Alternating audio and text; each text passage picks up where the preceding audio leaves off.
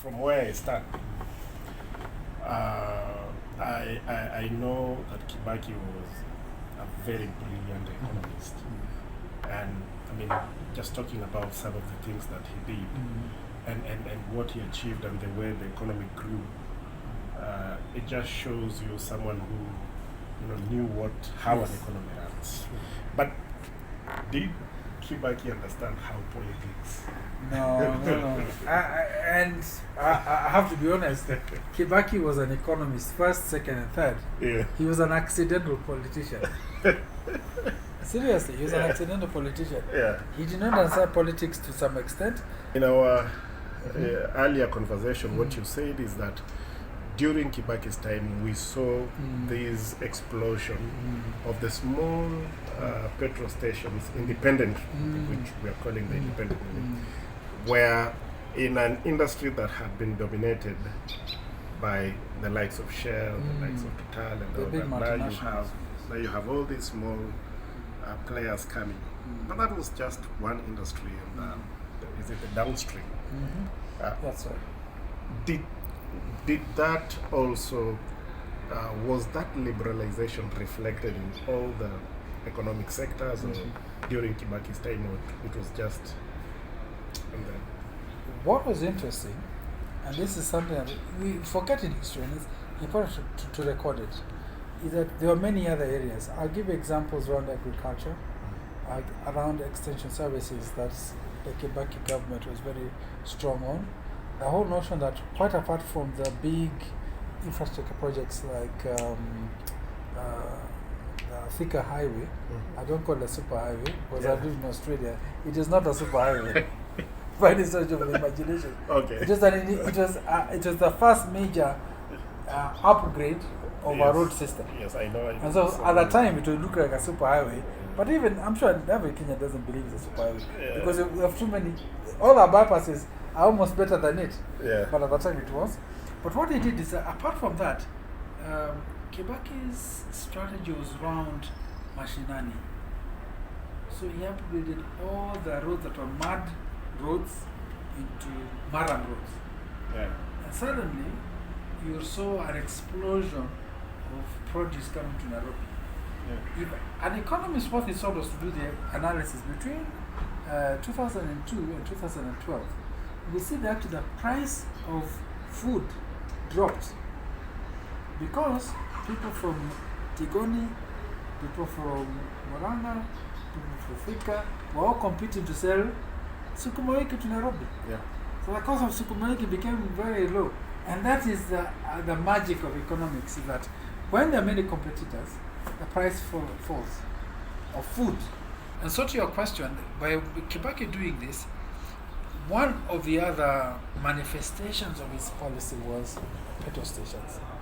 All petrol stations were basically part of multinationals. Shell, BP, Total, which was the other one. We had a situation, Caltex was a long time. But the multinational dominated that. And what Moi Kibaki did, he said, no. The licensing for those ones would be, you as multinationals have local agents. And so what they did is that they said, you have to find who are the local businesses that can take up the franchises. Yeah. And you cannot limit them. The second thing it is, he introduced the idea of independent fuel suppliers to the market. So once a lot of Arab companies got involved, well, basically they deliver the fuel, and then Wahoro and Son can create a company, Omondi and Son can create a company and call them. And so you ended up, if anyone remembers the era, there's a lot of little funny names of multinational. They were all supplied of petrol stations, and they were all supplied by the big boys, but the retail end was domesticated. Yeah. And that was very powerful because it created a notion of wenyeji own the petrol stations. If you've noticed in the last 5 to 7 years, that has been clawed back. Rubies has come into the market, French.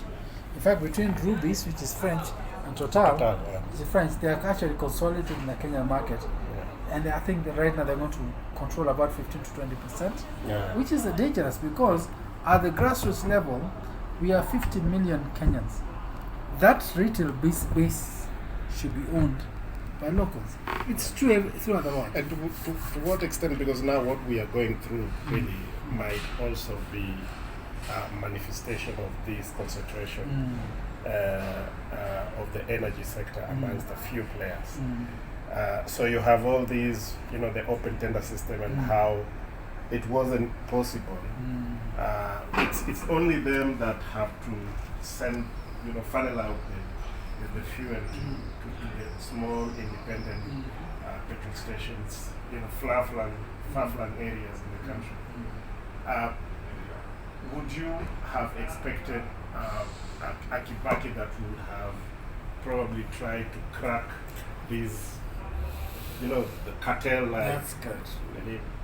No, I think the question you're asking is the heart of what your question is that had we continued in that process of domestic dominance of the retail end, what would have happened is two things. One is that this would have created the quantum and the high heft, economic heft to integrate up.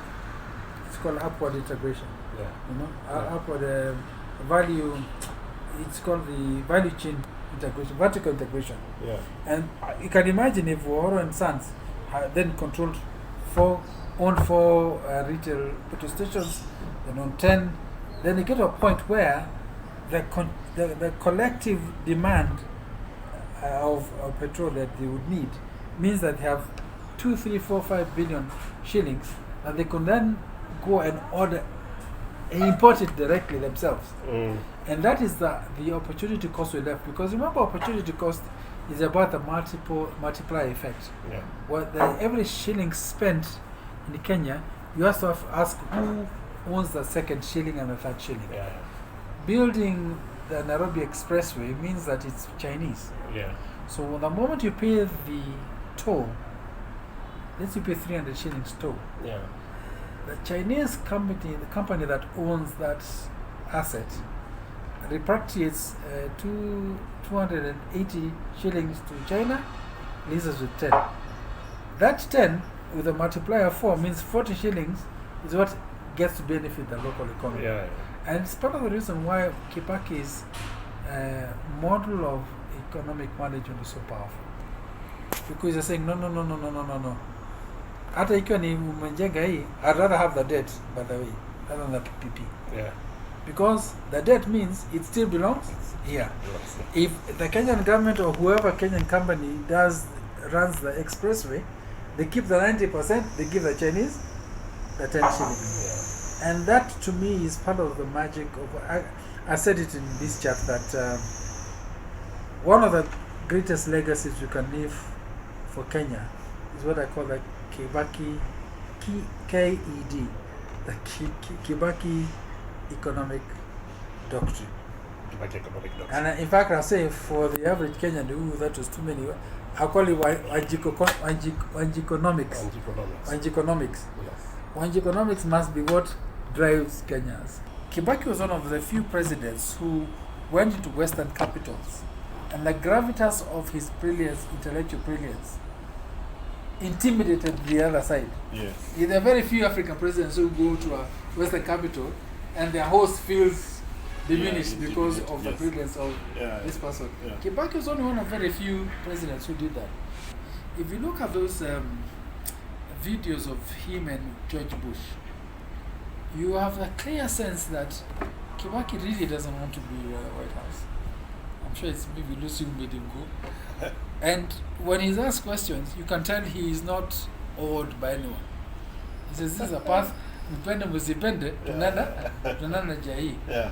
if you look at George Bush at the time, you can see he is a president to make an impression on this president who's, he's happy, he doesn't need validation from outside.